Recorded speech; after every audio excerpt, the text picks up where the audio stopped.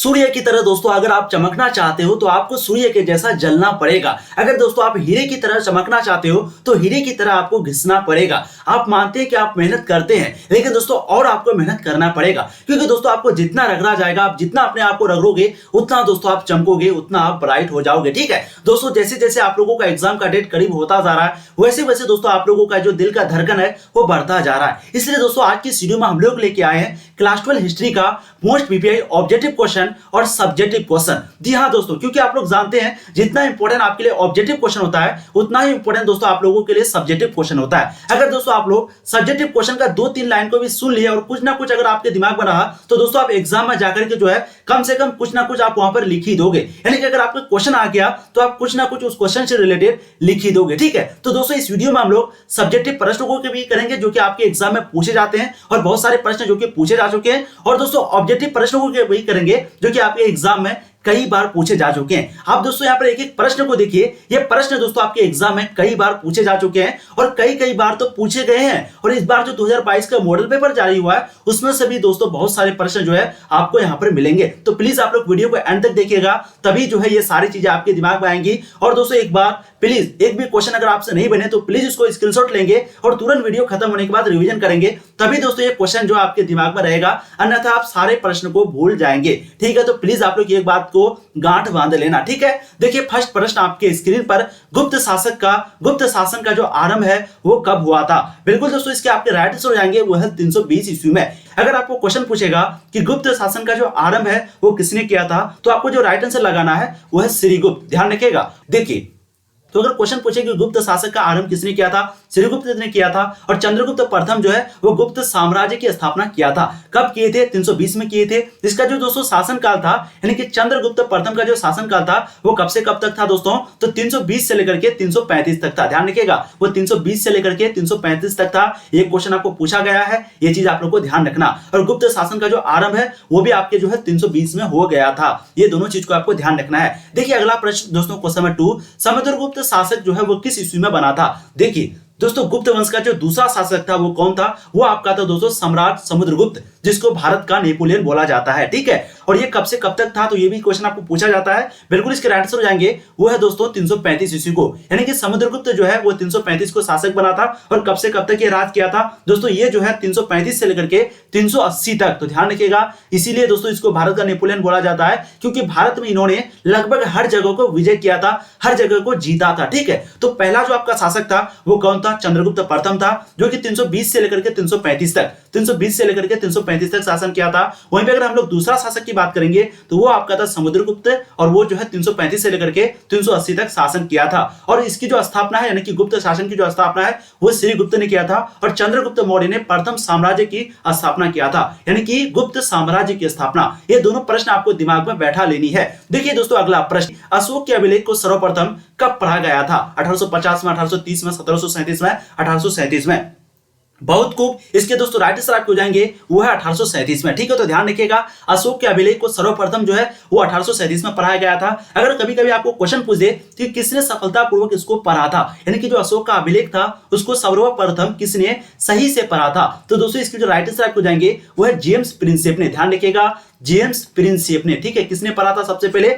James Prinsep ने। तो अशोक के जो अभिलेख है उसको सर्वप्रथम कब पढ़ा गया? 1837 में। किसने पढ़ा था? जेम्स प्रिंसेप ने पढ़ा था। दोस्तों जो भी वीडियो को लाइक नहीं किए प्लीज एक लाइक कर देंगे दोस्तों। एक लाइक से बहुत ही ज्यादा हम लोग भी मोटिवेट होते हैं, हम लोगों को लगता है कि आपको सच में पढ़ा रहे हैं, वो लाइक से ही पता चलता है। और प्यारा सा आप लोग कमेंट जरूर करेंगे कि आज की जो सेशन है वो आपको कैसा लगा। देखिए अगला प्रश्न, क्वेश्चन नंबर 4, बिंदुसार जो है वो किस वंश का शासक था?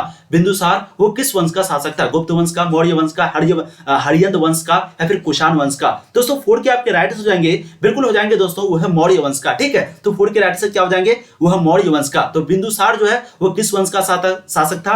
मौर्य वंश का शासक था। कभी कभी दोस्तों आपको क्वेश्चन पूछा जाएगा कि मौर्य वंश की जो स्थापना है वो किसने किया था, तो हमने आपको कई बार बताया है कि चंद्रगुप्त मौर्य और कौटिल्य। ठीक है, ये दोनों ने मिलकर के जो है इसकी स्थापना किए थे। यानी कि संस्थापक कौन कौन है, यानी कि मौर्य वंश का जो संस्थापक है वो कौन कौन है दोस्तों? तो एक आपका है चंद्रगुप्त मौर्य। ठीक है, चंद्रगुप्त मौर्य। एक था दोस्तों आपका कौटिल्य, किसके रचनाकार है? कौटिल्य किसके रचनाकार है? वो है दोस्तों अर्थशास्त्र के। ठीक है, और बिंदुसार जो है दोस्तों वो चंद्रगुप्त मौर्य का बेटा था। ठीक है, तो ध्यान रखिएगा, चंद्रगुप्त का पुत्र वो कौन था? बिंदुसार। ध्यान रखिएगा, ये सभी प्रश्न को आप लोग अच्छे से याद रखिएगा। देखिए अगला प्रश्न, क्वेश्चन नंबर 5, ऋग्वेद में कितने मंडल हैं? आपको क्वेश्चन पूछा गया कि ऋग्वेद में कितने मंडल हैं। बहुत ही आसान क्वेश्चन है, बिल्कुल इसके आंसर आपको जाएंगे वो है 10। ध्यान रखिएगा, ऋग्वेद जो कि सबसे पुरानी वेद है, ठीक है, और ऋग्वेद से ही दोस्तों हम लोगों को वैदिक सभ्यता के बारे में जानकारी मिली थी, इसीलिए वैदिक उसका नाम जो है वैदिक सभ्यता पड़ा। तो ऋग्वेद में दोस्तों टोटल जो है 10 आपका मंडल है। और कभी अगर क्वेश्चन पूछ दे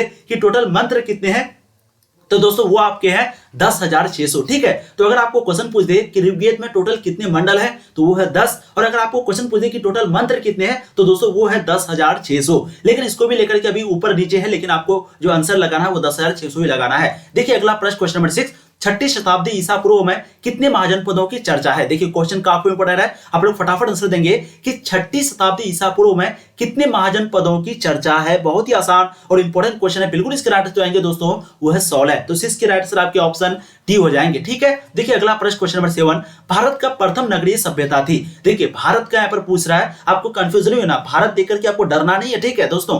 भारत का जो प्रथम नगरीय सभ्यता थी वो बिल्कुल आपके हो जाएंगे हड़प्पा सभ्यता। तो अगर आपको क्वेश्चन पूछे कि भारत का प्रथम शहरीय या फिर नगरीय कौन सी सभ्यता थी, वो थी दोस्तों हड़प्पा। और अगर आपको पूछे प्रथम ग्रामीण सभ्यता, तो दोस्तों वो आपकी थी वैदिक सभ्यता, ठीक है। बहुत लोग यहाँ पर उत्तर दोनों लगाएंगे, जो कि बिल्कुल गलत है, क्योंकि हम लोग जानते हैं हड़प्पा सभ्यता जो है वो नगरीय सभ्यता थी और वैदिक सभ्यता जो है वो ग्रामीण सभ्यता थी, ठीक है। देखिए अगला प्रश्न, क्वेश्चन नंबर 8, हड़प्पा स्थल का उत्खनन कब आरंभ हुआ था? ध्यान रखिएगा दोस्तों, इस वीडियो में हम लोग सब्जेक्टिव प्रश्न को भी करेंगे, इसलिए आप लोगों को वीडियो को एंड तक जरूर देखना है। हड़प्पा स्थल का उत्खनन कब आरंभ हुआ था? 1920 में, 1950 में, 1921 में, 1920 में। बहुत ही आसान क्वेश्चन है, बिल्कुल इसके राइट आंसर आपको देंगे। हड़प्पा स्थल का जो उत्खनन है वो 1921 ईस्वी में हुआ था। किसके द्वारा किया गया था? तो दोस्तों दयाराम साहनी के द्वारा किया गया था। तो ध्यान रखिएगा, दयाराम साहनी के द्वारा हड़प्पा स्थल का उत्खनन हुआ था 1921 ईस्वी में हुआ था।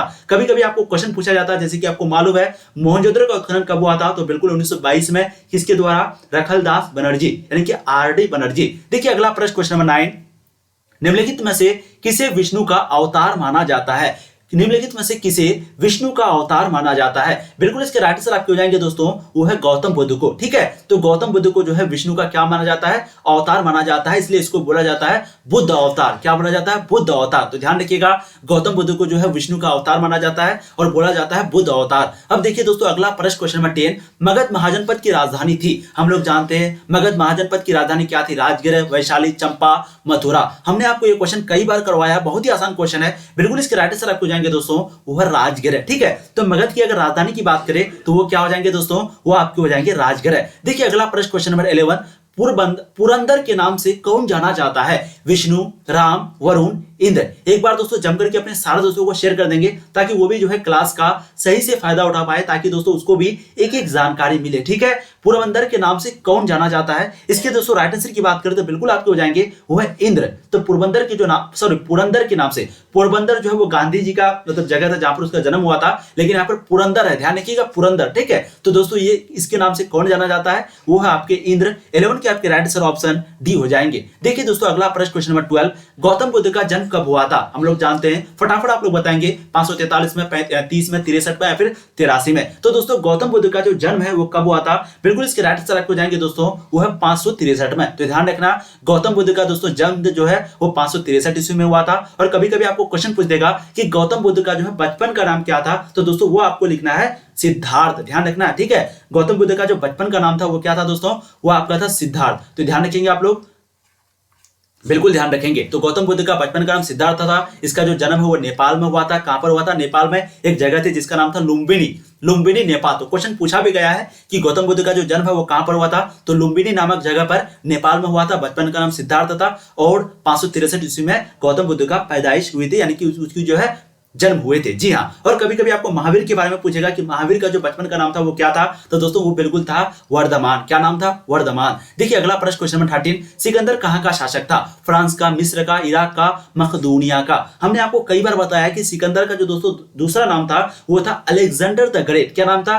Alexander the great. ये जो है सिकंदर का नाम था, ठीक है। और सिकंदर कहां का शासक था? तो बिल्कुल आपके राइट आंसर आएंगे क्वेश्चन नंबर 13 का, वो है दोस्तों आपका मकदूनिया का। ऑप्शन आपके डी करेक्ट आंसर हो जाएंगे, ठीक है। तो सिकंदर जो है वो मकदूनिया का शासक था। देखिए अगला प्रश्न, क्वेश्चन नंबर 14, किस ग्रंथ में आदम से लेकर अकबर के काल तक का इतिहास मिलता है? आखिर वो कौन सा ग्रंथ है जहां पर अकबर से लेकर के किसका, सॉरी, आदम से लेकर के अकबर का जो है इतिहास मिलता है। बाबरनामा, अकबरनामा, जहांगीरनामा या फिर उक्त में से सभी। 14 के दोस्तों राइट आंसर की बात करें तो बिल्कुल आपके हो जाएंगे वो है अकबरनामा। ठीक है, अकबरनामा किसके द्वारा लिखा गया है आप लोग को बताना है, बिल्कुल अबुल फजल के द्वारा। क्वेश्चन आपको कभी कभी पूछा जाता है ये जो आईनी अकबरी है ये किसके द्वारा लिखा गया, अबुल फजल के द्वारा। कभी क्वेश्चन आपको पूछ देगा कि बाबरनामा जो है वो किसके द्वारा लिखा गया है, तो दोस्तों बाबरनामा जो है वो बिल्कुल बाबर के द्वारा ही लिखा गया। ठीक है, कभी कभी आपको क्वेश्चन पूछ देगा कि जहांगीरनामा, जिसको हम लोग क्या बोलते हैं, तुजुक ए जहांगीरी, क्या बोलते हैं, तुजुक ए जहांगीरी। ध्यान रखना ये क्वेश्चन आपको पूछा भी गया है। ये दोस्तों ये जो तुजुक ए जहांगीरी है ये किसके द्वारा लिखा गया था, तो दोस्तों ये जो तुजुक ए जहांगीरी है वो भी जहांगीर के द्वारा ही लिखा गया था। ठीक है, तो बाबरनामा जो है वो भी बाबर के द्वारा, अकबरनामा वो अबुल फजल के द्वारा, और जहांगीरनामा जिसको हम लोग तुजुक ए जहांगीरी बोलते हैं ये दोस्तों जो है वो भी जहांगीर के द्वारा लिखा गया था। कभी कभी आपको क्वेश्चन पूछ देगा कि हुमायूंनामा जो है, हुमायूंनामा वो किसके द्वारा लिखा गया था, क्वेश्चन पूछा भी गया है, मैंने आपको करवाया भी है। बिल्कुल इसके राइट आंसर रहेंगे उसके सौतेली बहन जिसका नाम था गुलबदन बेगम। क्या नाम था, गुलबदन बेगम। ठीक है, तो गुलबदन बेगम के द्वारा हुमायूंनामा लिखा गया था। तो ये सभी प्रश्न आप ध्यान रखेंगे। यहाँ पर आपको क्वेश्चन क्या पूछा गया था कि किस ग्रंथ में आदम से लेकर के अकबर के काल तक का इतिहास मिलता है, तो बिल्कुल आपके राइट आंसर हो जाएंगे वो है दोस्तों अकबरनामा। अब देखिए अगला प्रश्न, क्वेश्चन नंबर आपके हो जाएंगे 15, जो कि काफी इंपोर्टेंट क्वेश्चन है। क्वेश्चन आपको क्या कह रहा है कि अकबर ने अबुल फजल से अपने स्वयं के काल का इतिहास लिखवाया, प्राचीन काल में ऐसी परंपरा कहां पर थी। यानी कि क्वेश्चन आपको पूछ रहा है कि अकबर जो है वो अपने स्वयं के लिए यानी कि खुद के काल के लिए यानी कि जो वो शासन किए थे उसके लिए क्या लिखवाया, इतिहास लिखवाया अबुल फजल के द्वारा, जिसको हम लोग जानते हैं आईनी अकबरी बोलते हैं, अकबरनामा बोलते हैं। ठीक है, तो उसी तरीके से उस समय भी हुआ था, यानी कि प्राचीन काल में भी ऐसी परंपरा थी। वो कहां पर थी आपको यही चीज बताना है। चीन में थी, यूनान में थी, रोम में थी, इंग्लैंड में थी। तो दोस्तों 15 के जो राइट आंसर आपके हो जाएंगे बहुत गजब, इसके आपके राइट आंसर जाएंगे वो है चीन। ठीक है, तो हो जाएंगे आपके ऑप्शन ए चीन। अब देखिए अगला प्रश्न, क्वेश्चन नंबर 16, बादशाहनामा किसने लिखा था। तो अभी हमने आपको करवाया था, ये क्वेश्चन पहले भी करवाया था। बादशाहनामा का दोस्तों जो लेखक है यानी कि जो बादशाहनामा लिखा था उसका नाम था अब्दुल हमीद लाहौरी। ऑप्शन आप यहाँ पर देख सकते हैं, कोई दिक्कत नहीं। बिल्कुल देखिए अब्दुल हमीद लाहौरी, ऑप्शन आपके सी करेक्ट आंसर हो जाएंगे। ठीक है, तो अबुल फजल जो है वो क्या लिखा था, बिल्कुल अकबरनामा आइन जिसको हम लोग बोलते हैं वो जो है किसने लिखा था, आईनी अकबरी वो किसने लिखा था, अबुल फजल ने लिखा था। लेकिन अगर आपको क्वेश्चन पूछे कि बादशाहनामा वो किसने लिखा था, बादशाहनामा किसने लिखा था, तो दोस्तों वो जो है अब्दुल हमीद लाहौरी ने लिखा था, जो कि अबुल फजल के शिष्य थे। क्या थे वो, शिष्य थे। ध्यान रखना क्वेश्चन अगर पूछेगा कि अब्दुल हमीद लाहौरी जो है वो कौन थे, तो दोस्तों वो जो है अबुल फजल के शिष्य थे। ध्यान रखिएगा शिष्य थे। ठीक है, तो हमने आपको बता दिया बाबरनामा वो बाबर ने लिखा था, अकबरनामा वो अबुल फजल ने लिखा था, जहांगीरनामा जिसको हम लोग बोलते हैं तुजुक ए जहांगीरी ये जो है जहांगीर ने लिखा था, बादशाहनामा वो जो है दोस्तों हमीद, क्या नाम है, अब्दुल हमीद लाहौरी। कभी कभी आपको ऑप्शन में सिर्फ लाहौरी देगा, ये भी चीज ध्यान रखेंगे, कभी कभी आपको सिर्फ ऑप्शन में लाहौरी देगा। ठीक है, तो लाहौरी ने लिखा था। और कभी कभी क्वेश्चन आपको पूछा जाएगा हुमायूंनामा किसने लिखा था, तो बिल्कुल गुलबदन बेगम ने। दोस्तों हम आपको बार बार क्वेश्चन को इसलिए रिपीट करवाते हैं ताकि आपके दिमाग में ये चीज ध्यान में रहे, और जब भी एग्जाम में आए आपके सामने क्वेश्चन पेपर आए आप आराम से आंसर दे दोगे। ठीक है, यूं आपको दोस्तों अभी समझना है कि ये आपका टेस्ट हो रहा है और आप फटाफट सभी का आंसर दे रहे हो, तो प्लीज आप लोग एक एक करके प्रश्न का आंसर दीजिए। एक एक प्रश्न दोस्तों काफी इंपॉर्टेंट है आपके लिए। देखिए अगला प्रश्न, क्वेश्चन नंबर 17, फतेहपुर सिकरी को राजधानी किसने बनाया, अकबर ने, जहांगीर ने, शाहजहां ने, बाबर ने। तो क्वेश्चन पूछा जा रहा है कि फतेहपुर सिकरी को जो राजधानी है वो किसने बनाया। बहुत ही आसान क्वेश्चन है दोस्तों, बिल्कुल वो है अकबर ने। ठीक है, तो फतेहपुर सिकरी को जो राजधानी है वो अकबर ने बनाया था। अकबर जो कि तंबाकू का शुरुआत किए थे, अकबर जिन्होंने दीन इलाही का शुरुआत किया, अकबर जिन्होंने तीर्थ यात्रा कर समाप्त किया। कब किया था, हमने आपको बताया था 1563 में। कब किया था, 1563 में। देखिए अगला प्रश्न, क्वेश्चन नंबर 18, दरबार में अभिवादन का तरीका निम्न में से कौन सा था। आपको पता है दरबार में अभिवादन का, जैसे कि हम लोग सैनिक का सैल्यूट करके ये करते हैं, कोई हाथ जोड़ के प्रणाम करता है, कोई हाथ मिला करके आदाब करता, सलाम करता है, उस तरीके से। ठीक है, तो दरबार में जो अभिवादन का जो तरीका था वो निम्न में से दोस्तों कौन सा था, कौन सी दरबार, बिल्कुल यहाँ पर मुगल साम्राज्य की बात हो रही है। 18 के दोस्तों आपके राइट आंसर जाएंगे बहुत ही गजब, इसके आपके राइट आंसर क्या हो जाएंगे, वो है उत्तम में से सभी। यानी कि वहां पर जो है कॉर्निश भी होता था, सजाद यहाँ पर सजदा होगा। ठीक है, और पायबोस भी होता था। पायबोस मतलब क्या दोस्तों, हाथ को चूमना। ठीक है, सजदा मतलब झुकना, कॉर्निश मतलब हमको तो उतना सच में मालूम नहीं है, लेकिन कॉर्निश एक होता था, एक तरीका था वहां पर। तो दरबार में जो है अभिवादन का तरीका ये सभी था, तो उक्त से सभी राइट आंसर आपके ऑप्शन डी हो जाएंगे। ठीक है, देखिए अगला प्रश्न, क्वेश्चन नंबर 19, जो कि काफी इंपोर्टेंट है, मुमताज एवं शाहजहां की पुत्री का नाम क्या था। कल के वीडियो में भी मैंने आपको यह प्रश्न करवाया था कि शाहजहां की जो सबसे बड़ी पुत्री थी वो थी दोस्तों जहांआरा, बड़ी बेटी। ठीक है, जो दूसरी बेटी थी वो थी रोशनआरा। आरा। और चांदनी चौक की जो डिजाइन है दोस्तों वो किसने किया था, वो जहां आरा ने किया था। क्वेश्चन अगर पूछा जाएगा कि चांदनी चौक का जो डिजाइन है वो किसने किया था, जहां आरा ने किया था। रोशन आरा दूसरी बेटी थी और गौहर आरा जो है वो 14वीं बेटी थी। ध्यान रखिएगा, गौहर आरा वो कौन सी बेटी थी, 14वीं बेटी थी। इसलिए यहां पर आपके राइट हो जाएंगे ऑप्शन डी। तो मुमताज और शाहजहां की पुत्री का नाम क्या था, उक्त सभी, यानी कि रोशन आरा भी था, गौहर आरा भी था और जहां आरा भी था। कभी कभी क्वेश्चन पूछेगा, बहुत ही आसान क्वेश्चन है, ताजमहल किसने बनवाया, बिल्कुल शाहजहां ने बनवाया। किसके याद में बनवाया, मुमताज महल के नाम, सॉरी मुमताज के याद में बनवाया। देखिए दोस्तों अगला प्रश्न, क्वेश्चन नंबर 20, सर्वप्रथम विजयनगर की यात्रा पर आने वाला विदेशी यात्री कौन था। हमने आपको ये क्वेश्चन पहले भी करवाया है कि सबसे पहले विजयनगर की यात्रा पर जो आने वाला विदेशी यात्री था वो कौन था। बिल्कुल इसके राइट आंसर आपको जाएंगे दोस्तों, वो है निकोली कोंटी। ठीक है, विजयनगर की स्थापना किसने किया था, बिल्कुल आपके राइट आंसर जाएंगे हरिहर तथा बुक्का ने। लेकिन यहाँ पर क्वेश्चन क्या पूछ रहा है कि कौन सा विदेशी यात्री है जो कि सबसे पहले आया था, वो था दोस्तों निकोली कोंटी। ठीक है, विजयनगर साम्राज्य सबसे ज्यादा तरक्की कब किया था, बिल्कुल कृष्णदेव राय के शासन काल में। ध्यान रखिएगा। देखिए अगला प्रश्न, क्वेश्चन नंबर 21, अपना यात्रा वृत्तांत जिसका नाम क्या है, मतलड सादेन नाम से जो है किस विदेशी यात्री ने लिखा है। ठीक है, नाम ही थोड़ा सा यूनिक है, तो प्लीज यूनिक है तो यूनिक के जैसा आप लोग को याद रखना है। बिल्कुल इसके राइट से क्या हो जाएंगे दोस्तों, वो है अब्दुल रज्जाक। ठीक है, तो अपना यात्रा वृत्तांत जिसका नाम क्या है, मतलड सादेन नामक, यानी कि नाम से जो है किस विदेशी यात्री ने लिखा था, तो दोस्तों वो जो है अब्दुल रज्जाक ने लिखा था। देखिए अगला प्रश्न, क्वेश्चन नंबर 22, शेख कुतुबुद्दीन बख्तियार काकी का संबंध किस सूफी संप्रदाय से था। क्वेश्चन आपको पूछा जाता है कि शेख कुतुबुद्दीन बख्तियार काकी का जो संबंध है वो कौन से सूफी संप्रदाय से है, चिश्ती, सुहरावर्दी, कादरी, नक्शबंदी। 22 के दोस्तों राइट आंसर आपके हो जाएंगे वो है आपके चिश्ती। तो ध्यान रखिएगा, शेख कुतुबुद्दीन बख्तियार काकी का जो संबंध है दोस्तों वो कौन से सूफी संप्रदाय से है, तो वो जो है आपका चिश्ती संप्रदाय से है। 22 का राइट आंसर आपके ऑप्शन ए हो जाएंगे। अच्छा एक बात बताइए, आप लोगों को जो इतना एक्सप्लेनेशन करते हैं, यानी कि एक एक क्वेश्चन में जो 3-4 हम क्वेश्चन बताते हैं, तो ये तरीका सही है कि नहीं। क्योंकि दोस्तों मैं चाहता हूं कि कम से कम आपको 40 क्वेश्चन 50 क्वेश्चन तो करवाता हूं, लेकिन 50 क्वेश्चन में कम से कम आपका 150-200 क्वेश्चन सॉल्व हो जाए। ताकि क्या होता है, जैसे कि अगर हम एक क्वेश्चन यहां पर लिए कि एक क्वेश्चन, जैसे कि मैं आपके लिए क्वेश्चन लिए कि भारतीय अध्ययन संबंधी बाधाओं का वर्णन किस विदेशी यात्री ने किया। अब यहाँ पर हमने अगर सबके बारे में बता दें कि भाई अल-बुरूनी के ऊपर जो है किताबुल हिंद लिखा गया, और इब्न बतूता जो है यात्रा वृत्तांत जिसका नाम है रेहला, और फ्रांसवा बर्नियर जो कि फ्रांस का था, इब्न बतूता जो कि मोरक्को का था। इस तरीके से दोस्तों अगर आपको बताएंगे तो आपके दिमाग में थोड़ा सा रहेगा भी, और कहीं ना कहीं आपका रिवीजन हो जाएगा सुन करके। ठीक है, तो इसलिए मैं सोचता हूं कि प्लीज आपको एक एक प्रश्न में कम से कम 3-4 प्रश्न को दूं। ठीक है, और दोस्तों इस वीडियो में हम लोग सब्जेक्टिव प्रश्न भी करेंगे, तो जो स्टूडेंट वीडियो को छोड़ रहे हैं प्लीज यहां पर देख लीजिए, सब्जेक्टिव क्वेश्चन है जो कि बहुत इंपॉर्टेंट है। सिर्फ ऑब्जेक्टिव से काम नहीं चलेगा दादा, ठीक है, आपको सब्जेक्टिव भी करना पड़ेगा।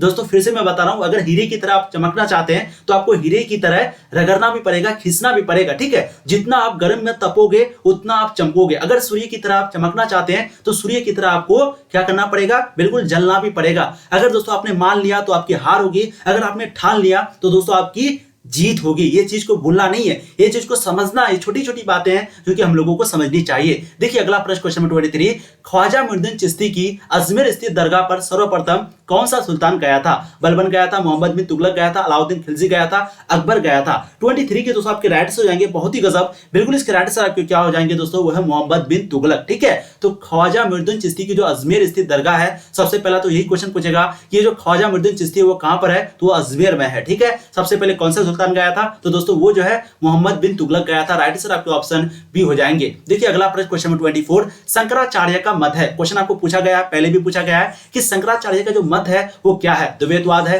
अद्वैतवाद है, मतभेद है, या फिर द्वैतवाद है, सॉरी भेदवाद यहां पर होगा। ठीक है, तो आप लोग आंसर देंगे कि शंकराचार्य का जो मत है वो कौन सा है। बिल्कुल 24 के दोस्तों आपके राइट हो जाएंगे, वो है अद्वैतवाद। ऑप्शन आपके बी करेक्ट हो जाएंगे क्वेश्चन नंबर 24 का। देखिए अगला प्रश्न, क्वेश्चन नंबर 25, भारतीय अध्ययन संबंधी बाधाओं का वर्णन किस विदेशी यात्री ने किया है। क्वेश्चन आपको पूछा जा रहा है कि भारतीय अध्ययन संबंधी बाधाओं का जो वर्णन है वो कौन से विदेशी यात्री ने किया था। अल-बुरूनी ने, मार्को पोलो ने, इब्न बतूता ने, बर्नियार ने। ठीक है, 25 के दोस्तों आपके राइट हो जाएंगे, बहुत ही गजब, इसके राइट से क्या हो जाएंगे, वो है दोस्तों अल-बुरूनी ने। ठीक है, तो भारतीय अध्ययन संबंधी बाधाओं का जो वर्णन है, यानी कि भारत के अंदर जो पढ़ाई के अध्ययन संबंधी, मतलब पढ़ाई से रिलेटेड जो ये था, मतलब कि जो बाधा था, जो प्रॉब्लम थी, जो दिक्कतें थी, उसका जो वर्णन है दोस्तों वो अल-बुरूनी ने किया था। क्योंकि अल-बुरूनी जो है वो अपने जमाने में बहुत बड़े विद्वान थे, बहुत बड़े विद्वान, समझ रहे हैं आप। वो जो है इतनी 4-5 भाषा जानते थे। फिर भारत में आने आकर के उन्होंने जो है संस्कृत भाषा को सीखा, ठीक है। उन्होंने जो है किताबुल रहला, तो वो जो है इब्न बतूता ने, किताबुल हिंद अल बुरूनी ने लिखा था, हमने अभी आपको बताया। इब्न बतूता जिसने रहला लिखा था, बर्नियार जो कि फ्रांस का था। ये सभी क्वेश्चन आपको पूछा जाता है, बहुत ही आसान क्वेश्चन होता है, ठीक है। लाहौर में 12 वर्षीय बालिका को जबरदस्ती सती बनाए जाने की मामूलिक घटना का आंखों देखा हाल किस विदेशी यात्री ने बताया? सती बनाए मतलब आपको पता है सती प्रथा थी, पहले सती प्रथा थी, आपको मालूम है, यानी कि अगर पति की मृत्यु हो जाए तो पत्नी की भी, यानी कि पत्नी को भी मरना पड़ता था, यूं कहें तो, ठीक है। तो यहाँ पर क्वेश्चन पूछा है कि लाहौर में एक बच्ची थी, एक वर्ष 12 वर्ष सिर्फ उसकी एज थी, कितनी? 12 वर्ष। उसको जबरदस्ती जो है सती बनाए जाने के लिए, यानी कि उसको जबरदस्ती कहा था कि आपके पति मर गए, आपको भी वह मरना पड़ेगा। उसी का दोस्तों घटनाओं का जो आंखों देखा हाल है वो कौन से विदेशी यात्री ने बताया था? आंखों देखा हाल, उसके सामने में ये चीज हुई थी। बिल्कुल इसके आपके राइट आंसर जाएंगे वो है दोस्तों बर्नियर ने, फ्रांसुआ बर्नियर ने। ध्यान रखिएगा, फ्रांसुआ बर्नियर जो व्यक्ति था दोस्तों वो फ्रांस का था, और ये जो है हमेशा भारत का जो कंपैरिजन है वो यूरोप कंट्री से करता था, ठीक है। देखिए अगला प्रश्न, क्वेश्चन नंबर 27, अमला किसके द्वारा भेजा गया अधिकारी होता था? ये जो अमला है वो किसके द्वारा भेजा गया अधिकारी होता था? दीवान के द्वारा, जमींदार के द्वारा, कोतवाल के द्वारा, मनसबदार के द्वारा?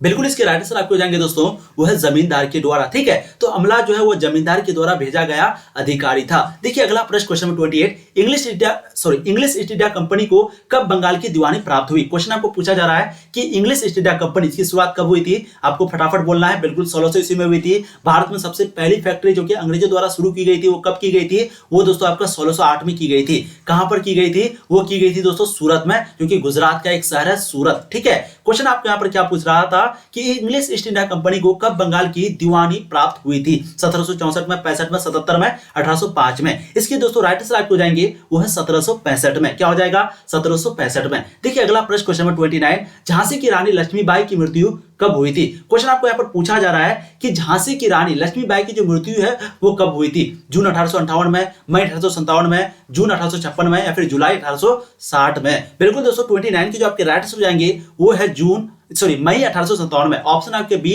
राइट आंसर जाएंगे क्वेश्चन नंबर 29 का, ठीक है। तो झांसी की रानी लक्ष्मीबाई जो है उसकी मृत्यु हुई मई 1857 में हुई थी। देखिए अगला प्रश्न, क्वेश्चन नंबर 30, जो कि काफी इंपोर्टेंट क्वेश्चन है। क्वेश्चन आपको यहाँ पर क्या कह रहा है कि बंबई में विश्वविद्यालय की स्थापना कब की गई थी? अच्छा, एक क्वेश्चन और यहाँ पर पूछा गया है कि 1857 ईस्वी के विद्रोह में किन गोपनीय संकेतों का प्रयोग किया गया था? क्वेश्चन देखिए काफी इंपोर्टेंट है।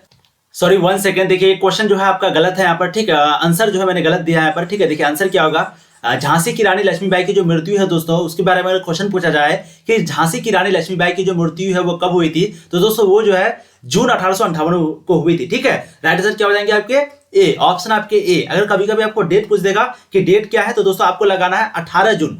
ध्यान रखिएगा 18 जून। 1 सेकेंड, चलिए, हाँ 18 जून 1858 ईस्वी को रानी लक्ष्मीबाई की, यानी कि झांसी की रानी जिसका नाम क्या था लक्ष्मीबाई, उसकी मृत्यु हुई थी। कब? 18 जून 1858 को। अब यहाँ पर देखिए क्वेश्चन यहाँ पर था कि 1857 ईस्वी के विद्रोह में किन गोपनीय संकेतों का प्रयोग किया गया था? देखिए इसका तो मुझे करेक्ट आंसर एक्चुअली आंसर पता नहीं है, लेकिन मुझे लगता है दोस्तों कि वो आपका बी चपाती और कमल का फूल हो जाएगा राइट आंसर। लेकिन किसी को भी अगर आप लोग को पता तो प्लीज आप लोग कमेंट करेंगे टेलीग्राम पे या फिर यहाँ फिर कमेंट कर दिए ताकि मैं नेक्स्ट वीडियो में उसको बता दूंगा, ठीक है। अब देखिए अगला प्रश्न जो कि काफी इंपोर्टेंट है, बंबई में विश्वविद्यालय की स्थापना कब की गई थी? क्वेश्चन काफी इंपोर्टेंट है। 1833 में, 1840 में, 1857 में, 1833 में? तो क्वेश्चन यहाँ पर देखिए दोनों जगह आपका 33 है, लेकिन आपको घबराना नहीं है दोस्तों। बंबई में जो विश्वविद्यालय की स्थापना की गई थी उसके जो राइट आंसर आपको जाएंगे वो है 18 जुलाई 1857 को, यानी कि आपका ऑप्शन सी राइट आंसर रहेगा, ठीक है। कब हुआ था?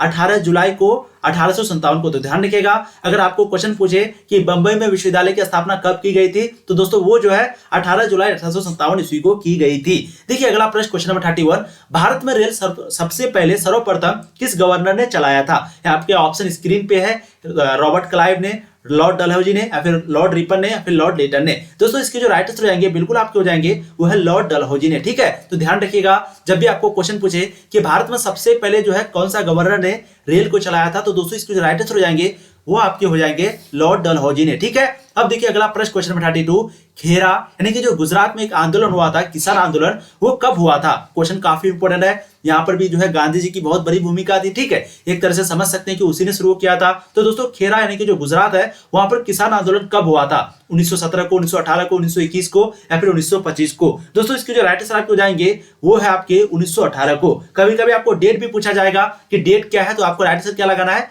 22 मार्च, ध्यान रखिएगा, 22 मार्च 1918 को खेरा यानी कि गुजरात में किसान आंदोलन हुआ था। तो ये सभी क्वेश्चन दोस्तों आपको पूछे जाते हैं, इसलिए आपको बार बार मैं आपको रिपीट करवाता हूं। देखिए अगला प्रश्न, क्वेश्चन नंबर 33, जलियांवाला बाग हत्याकांड कब हुआ था? देखिए क्वेश्चन काफी इंपोर्टेंट है, हमने आपको ये क्वेश्चन कई बार करवाया है। बिल्कुल इसके राइट आंसर आपको जाएंगे वह 13 अप्रैल 1919। ठीक है, तो दोस्तों जलियांवाला जो बाग हत्याकांड है वो कब हुआ था? वो आपका हुआ था 13 अप्रैल 1919 को। देखिए अगला प्रश्न, क्वेश्चन नंबर 34, काला कानून किसे कहा गया? आपको मालूम है दोस्तों, ये काला कानून जब लागू हुआ था तो उस समय जो विद्रोही थे, यानी कि जो विद्रोही थे, जो भारतीय थे, उसको सीधा गोली मारने की एक प्रकार का समझ सकते हैं कि इजाजत थी और पूरा सैनिक कानून को लागू कर दिया था इस कानून के तहत, इस एक्ट के तहत। तो आप लोग बताएंगे कि काला कानून जो है किसे कहा गया? बिल्कुल इसके राइट आंसर आपको जाएंगे दोस्तों वह रॉलेट एक्ट को, यानी कि ऑप्शन ए 34 का राइट आंसर हो जाएंगे। देखिए दोस्तों अगला प्रश्न, क्वेश्चन नंबर आपके 35, भारत छोड़ो आंदोलन किस वर्ष शुरू हुआ था? हमने आपको ये क्वेश्चन कई बार करवाया है कि भारत छोड़ो आंदोलन जो है वो गांधी जी के द्वारा किया गया था।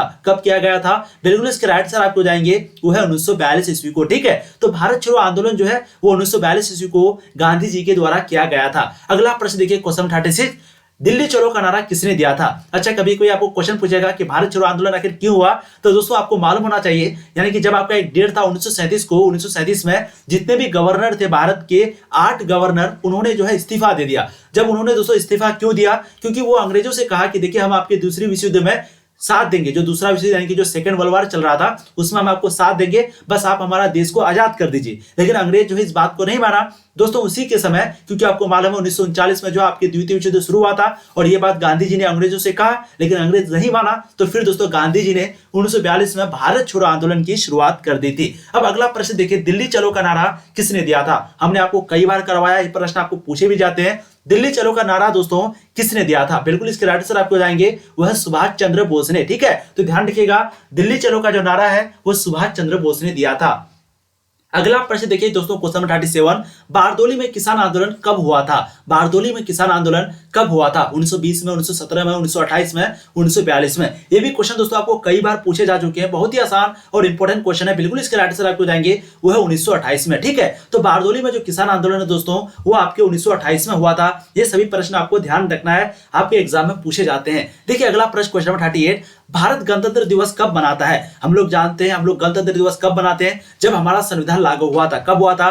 26 जनवरी 1950 को। तो ध्यान रखिएगा, 26 जनवरी 1950 को हमारा संविधान लागू हुआ और उसी दिन हम लोग गणतंत्र दिवस के रूप में मनाते हैं, जिसको हम लोग बोलते हैं रिपब्लिक डे, यानी कि 26 जनवरी जिसको हम लोग बोलते हैं। ठीक है, तो भारत जो है गणतंत्र दिवस कब मनाता है? 26 जनवरी को मनाता है। आपको मालूम होना चाहिए दोस्तों, टोटल जो भारत का संविधान बनाने में कितना समय लगा? 2 साल 11 महीने 18 दिन। ये क्वेश्चन आपको कई बार पूछे जा चुके हैं, इसलिए आप लोग जरूर ध्यान रखिएगा। ठीक है, और इस पर सिग्नेचर कब हुआ था? तो हम लोग ये भी जानते हैं कि 24 जनवरी 1950 को इस पर जो है सिग्नेचर हुआ था।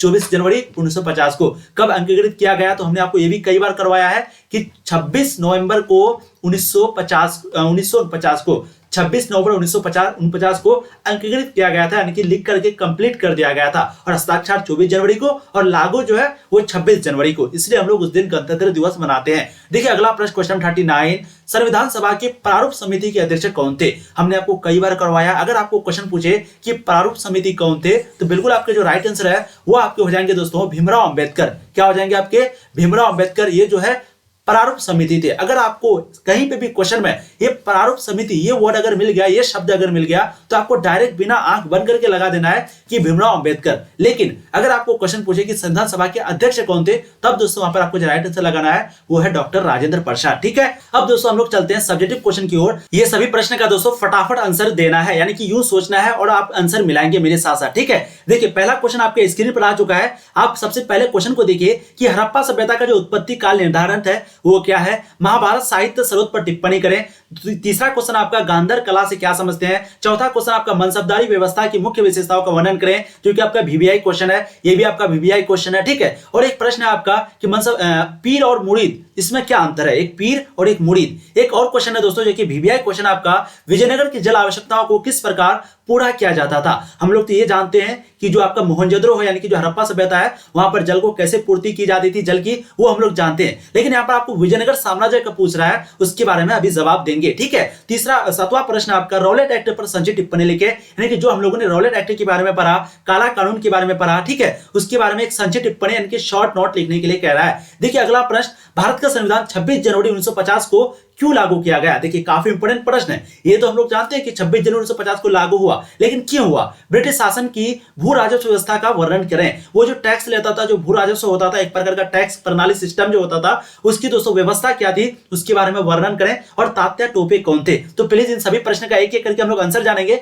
आप लोग बस मेरी बात को ध्यान से सुनिएगा और प्लीज चैटिंग वुटिंग इधर का नहीं कीजिएगा, बस मेरी बात को आप ध्यान से सुनिए, क्योंकि दोस्तों जितना इंपॉर्टेंट आपके लिए ऑब्जेक्टिव प्रश्न है उतना ही सब्जेक्टिव प्रश्न है। ठीक है, अब देखिए यहाँ पर सबसे फर्स्ट क्वेश्चन आपको था कि हड़प्पा सभ्यता का उत्पत्ति काल निर्धारित करें। उत्पत्ति काल हम लोग जानते हैं कब से कब तक है दोस्तों। आपको अगर सही आंसर देना है एनसीईआरटी के अनुसार तो वो आपका है 2600 से लेकर के 1900 तक। तो ध्यान रखिएगा जब भी आपको क्वेश्चन पूछे कि हड़प्पा सभ्यता कब से कब तक थी तो 2600 से लेकर के 1900 तक, लेकिन अगर गूगल के अनुसार जाएंगे तो अलग अलग है। ठीक है, अब देखिए हड़प्पा सभ्यता की उत्पत्ति संबंधी कालक्रम के बारे में अनेक अवधारणाएं हैं जो कि निम्नलिखित है। सबसे पहला अगर हम लोग मार्टिन व्हीलर के अनुसार देखेंगे, किसके अनुसार? मार्टिन व्हीलर, इसके अगर अनुसार देखेंगे दोस्तों तो इसका जो काल निर्धारण है वो 2500 से लेकर के 1500 ईसा पूर्व तक माना जाता है। ठीक है, और वहीं पे अगर हम लोग आधुनिक अनुसंधानों के आधार पर देखेंगे तो इस सभ्यता के 3 चरण माने जाते हैं। सबसे पहला आपका है आरंभिक चरण जिसको 3500, दूसरा है दोस्तों द्वितीय चरण जिसको हम लोग 2600 से लेकर के 1900 ईसा पूर्व बोलते हैं, और तीसरा है अंतिम चरण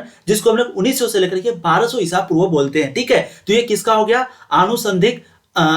आधुनिक अनुसंधानों के आधार पर हो गया। तीसरा प्रश्न आपका, कुछ विद्वान इसका कालक्रम 3250 से लेकर के 2750 ईस्वी तक मानते हैं। ठीक है, अब देखिए चौथा जो है आपका पॉइंट वो है रेडियो कार्बन 14। रेडियो कार्बन 14 के बारे में आपको पूछा जाता है कि ये रेडियो कार्बन 14 क्या है, ये विधि क्या है। ठीक है, तो दोस्तों इससे जो है डेट निकाला जाता है। आप लोगों ने 10th क्लास में जरूर पढ़ा होगा, C12 होता है, C13 होता है, C14 होता है। ठीक है, ये क्या होता है दोस्तों? ये कार्बन का अपर रूप होता है, यानी कि C13, C14, C12।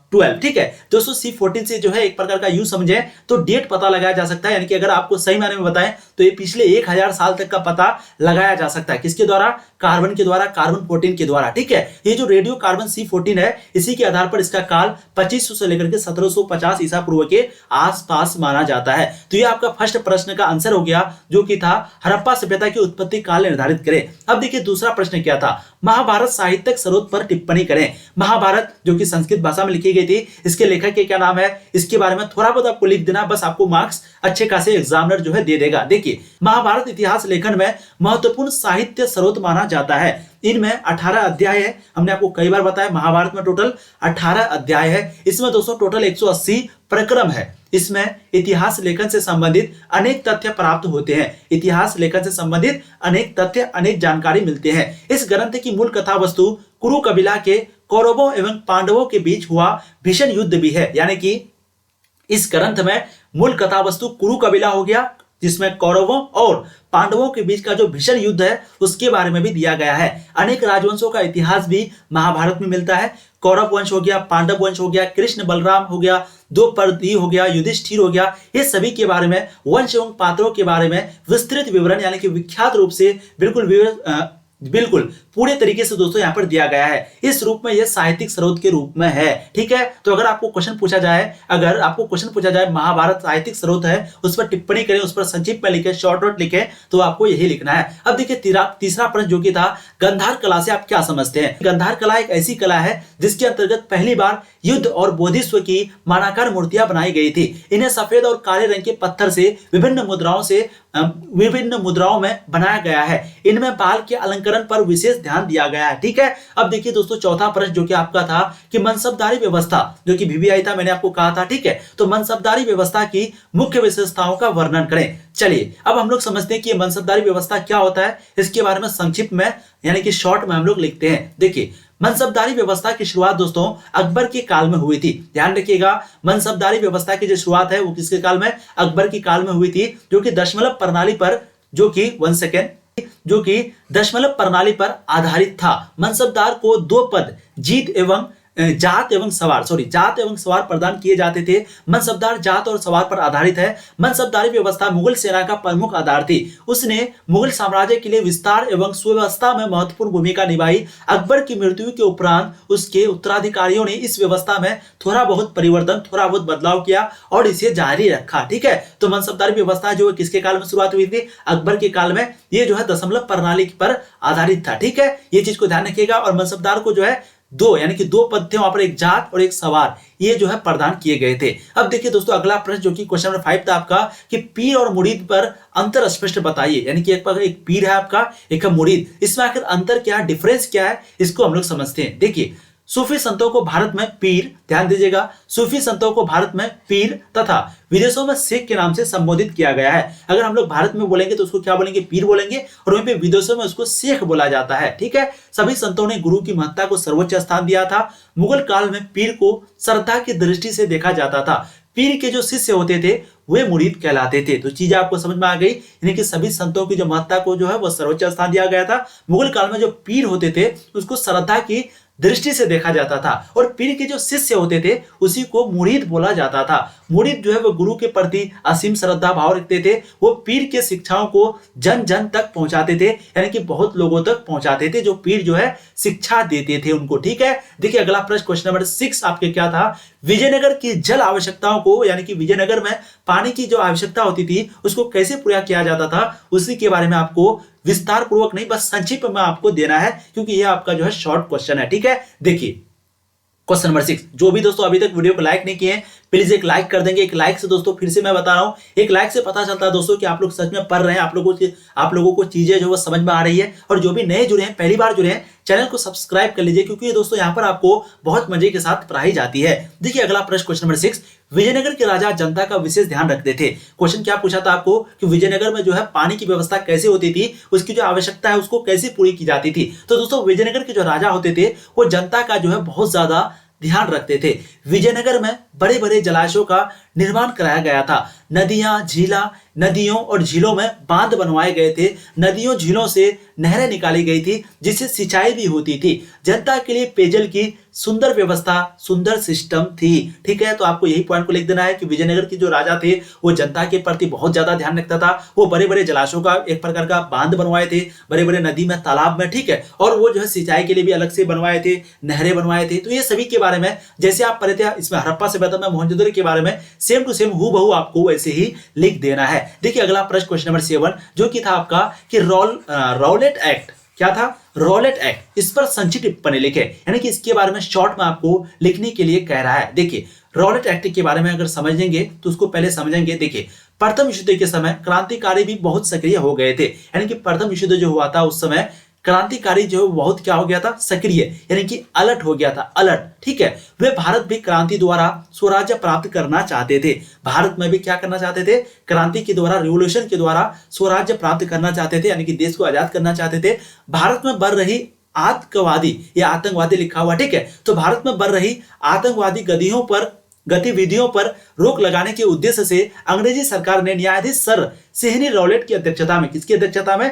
सिहनी रॉलेट की अध्यक्षता में एक समिति का गठन किया। इस समिति के सुझाव में 1919 ईस्वी के केंद्रीय विधान परिषद में विधेयक पास हुआ, यानी कि बिल पास हुआ। यह विधेयक दोस्तों रॉलेट एक्ट के नाम से जाना जाता है। इस एक्ट के माध्यम से अंग्रेजी सरकार को अधिकार मिला कि वह जिसको चाहे जब तक चाहे बिना मुकदमा चलाए जेल में बंद रख सकती है। भारतीय लोगों ने इस कानून को काला कानून कहा। तो क्वेश्चन आपको पूछा जाता है, हमने अभी आपको करवाया कि काला कानून कौन है? वो दोस्तों आपका रॉलेट एक्ट है। तो ध्यान रखिएगा, ये जो है 1919 में केंद्रीय विधान परिषद से विधेयक पास हुआ था, नहीं कि ये बिल पास हुआ था, तब उसके बाद ये एक्ट बन गया था। क्योंकि कोई भी बिल पहले होता है उसके बाद पास होने के बाद वो क्या बन जाता है?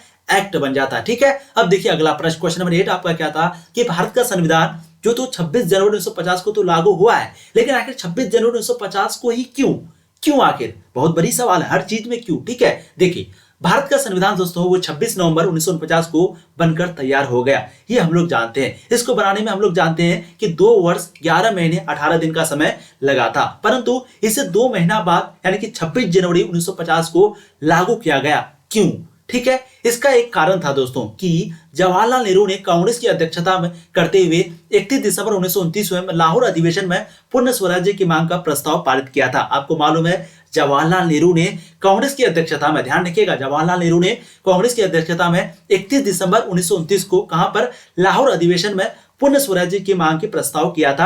आपको क्वेश्चन पूछा जाता है कि कब वो जो है पूर्ण स्वराज्य की मांग का प्रस्ताव किया था, तो दोस्तों 31 दिसंबर 1929 में, कहां पर, लाहौर अधिवेशन में, ठीक है। 26 जनवरी 1930 ईस्वी के दिन सारे भारत में स्वतंत्र दिवस के रूप में मनाया गया था। कब, 26 जनवरी को, यानी कि 26 जनवरी को इसी रूप में मनाया जाने लगा। यानी कि दोस्तों 26 जनवरी 1930 को जो है, इसके दिन जो है स्वतंत्रता दिवस लगभग पूरे भारत में मनाया गया था। इसके बाद प्रतिवर्ष 26 जनवरी को इसी रूप में मनाया जाने लगा। इसी पवित्र दिवस की याद को ताजा रखने के लिए संविधान सभा ने संविधान को 26 जनवरी 1950 को लागू किया।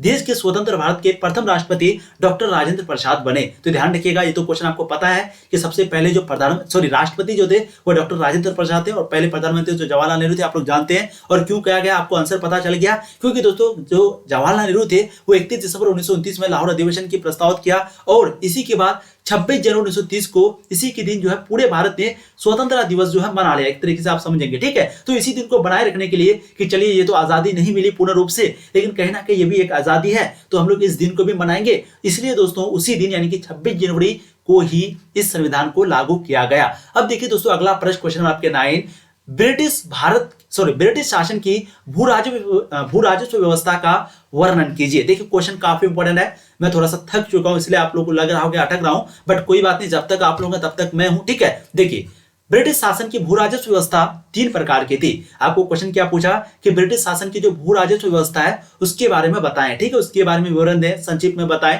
देखिए ब्रिटिश का जो भू राजस्व व्यवस्था था, जो सिस्टम था, वहां पर 3 प्रकार था। सबसे पहला आपका अस्थायी बंदोबस्त, दूसरा रैयतवाड़ी, तीसरा आपका है महालवाड़ी, ठीक है।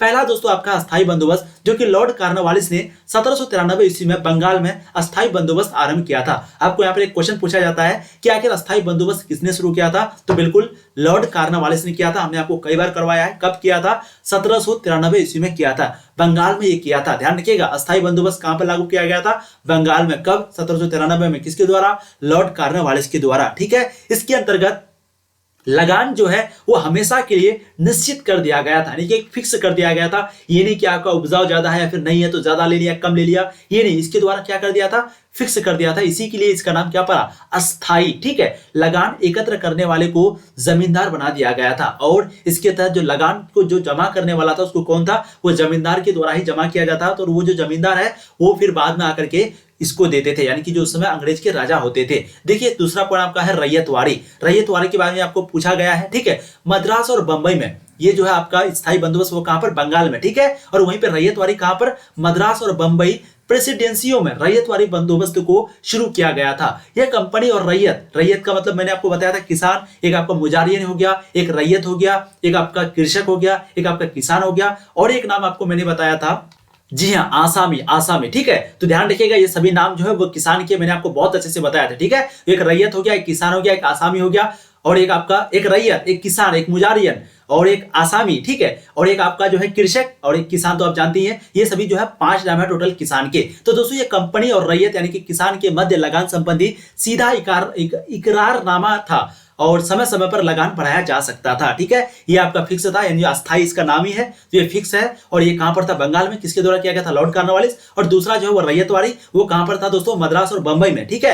ये रैयतवाड़ी बंदोबस्त शुरू किया गया था। ध्यान रखिएगा ये सभी प्रश्न आपको पूछे जाते हैं। तीसरा प्रश्न आपका महालवाड़ी। इसके अंतर्गत दोस्तों लगान का जो समझौता है वो कंपनी और गांव या महल के मध्य हुआ था। ये उत्तर और मध्य भारत में लागू हुआ था। तो ये कहां पर, उत्तर और मध्य भारत में। बेसिकली यहाँ पर क्वेश्चन यही बनता है। सबसे पहले तो क्वेश्चन आपको ये पूछा कि ब्रिटिश शासन की जो भू राजस्व व्यवस्था है उसका वर्णन कीजिए। तो टोटल 3 था, एक अस्थाई जो कि एक प्रकार का फिक्स था, एक रैयतवाड़ी, एक आपका महलवाड़ी। ये हमेशा बदलते रहता था।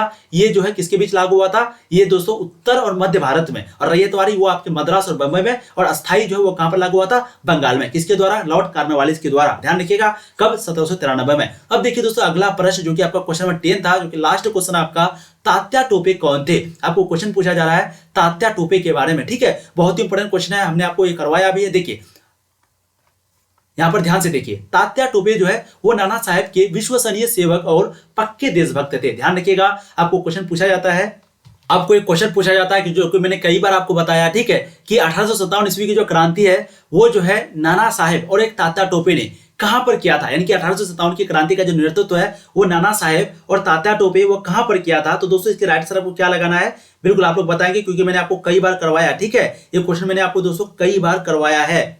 जी हाँ, बिल्कुल आपके राइट आंसर क्या हो जाएंगे, कानपुर में। तो क्वेश्चन अगर पूछा जाए कि कानपुर में जो है 1857 की क्रांति का जो नेतृत्व वो किसने किया था, तो नाना साहेब ने और तात्या टोपे ने। और कभी कभी आपको लखनऊ के बारे में पूछ देगा तो बिल्कुल बेगम हजरत महल, और दिल्ली के बारे में पूछ देगा तो आपको क्या लगाना, बहादुर शाह जफर द्वितीय। ठीक है, तो क्वेश्चन यहाँ पर क्या पूछा था कि तात्या टोपे कौन थे। तो तात्या टोपे दोस्तों वो नाना साहेब के विश्वसनीय सेवक और पक्के देशभक्त थे। उन्होंने गोरिल्ला सेना के बल पर अंग्रेजों के दांत खट्टे कर दिए थे। किसके बल पर, गोरिल्ला सेना के बल पर। ठीक है, कैंपबेल में अंग्रेजों से हारने के बाद भी ग्वालियर में अंग्रेजों के विरुद्ध रानी लक्ष्मीबाई का साथ दिया। झांसी की रानी लक्ष्मीबाई की मृत्यु के पश्चात वे अंग्रेजों के द्वारा पकड़ लिए गए और उन्हें फांसी दे दी गई। तो बहुत ही बड़ी दुग्ध कहानी थी ये भी, आप लोग को जरूर ये कहानी सुननी चाहिए, क्योंकि दोस्तों जितने भी हमारे इतिहास में जितने भी लोग जान दिए हैं, अपने जान को गंवाए हैं, उसकी कहानी दोस्तों बहुत ही रोचक है। तो प्लीज आप लोग जरूर उन सभी की कहानी को सुनेंगे, बहुत ही मजा आएगा। तो दोस्तों आज की वीडियो में हम लोगों ने सभी इंपॉर्टेंट ऑब्जेक्टिव को किया, बहुत ही इंपॉर्टेंट ऑब्जेक्टिव को भी करवाया और सब्जेक्टिव को भी करवाया।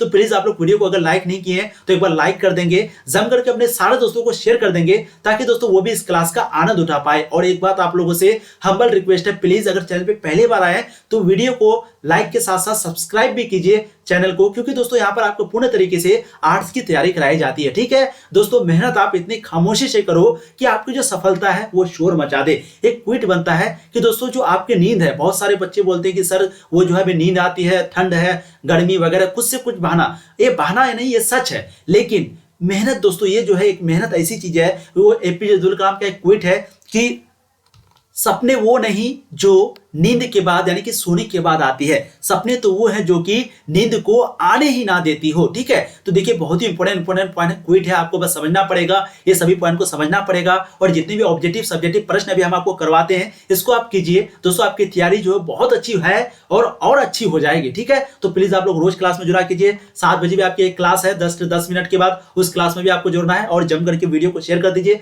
7 बजे आपकी पॉलिटिकल साइंस की क्लास है, फिर आपकी 8:30 बजे भी क्लास है, उस क्लास में भी जुड़ना है। Thank you so much.